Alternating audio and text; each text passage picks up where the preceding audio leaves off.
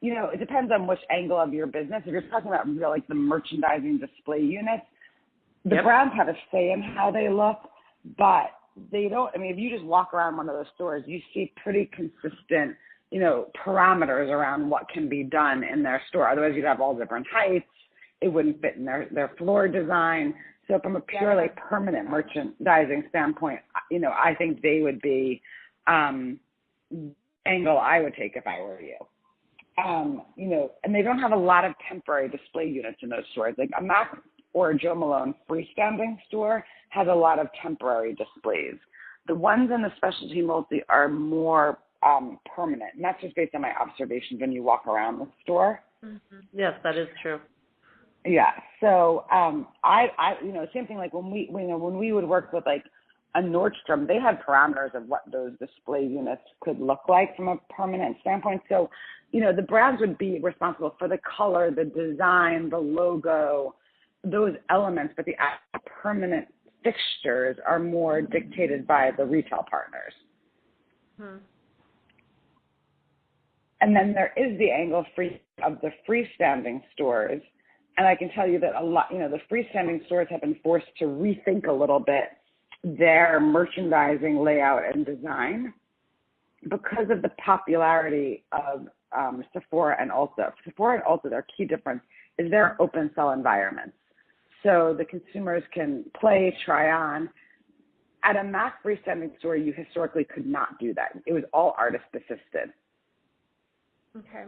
So now that the consumer has come to want, so there's a bifurcation in consumers. Some consumers want to go into that store and solely be waited on by an artist and helped by an artist. That's their reason for going into the store. But the millennial and the younger consumers, they want to go in, they want to touch, play, feel on their own, and then get help should they want it. And that has been a very big shift in some of the freestanding store formats of how do you service that customer in what was historically an artist-assisted environment. Do you think that that's an industry challenge all the way across the board? I do. I think that is for sure an industry challenge across the board. Consumers now, because, the other thing that's happening, I think it's all stores. I think like Nick's, who has freestanding stores, would tell you the same thing. Else who has freestanding stores, I think it's not specific at all to Estee Lauder.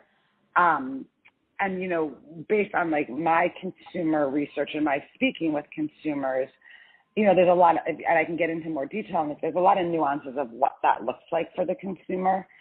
So, also now, because it used to be there was, 5 or 10 big brands and, there wasn't as much to curate or navigate for the consumer. Now there's hundreds of brands and it's overwhelming. So consumers are expecting and looking for a lot more easy to digest information from a merchandising and packaging standpoint. So, staying on the merchandising topic, not only do they want to try on themselves and navigate that, what comes with that is tester units, mirrors in the right places, really making it easy for them. So it's great if you have open cell. If you have open cell and someone can try something on and you don't have a mirror right there, it's really it's useless.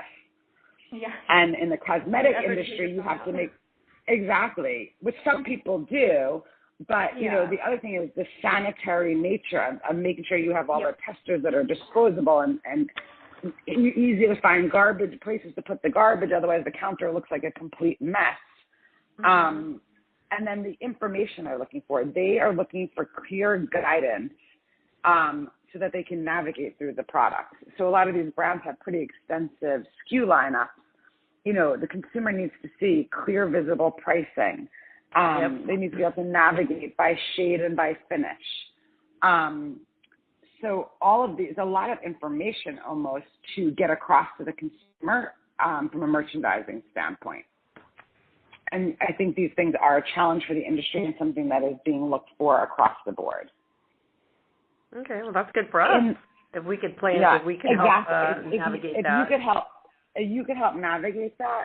And, the other thing you're starting to see in the industry is like, a lot of brands doing like 3 keywords that describe what the product is. There used to never be, the product had a name. Now you see in the packaging, sheer long wear, 24 hour, or, like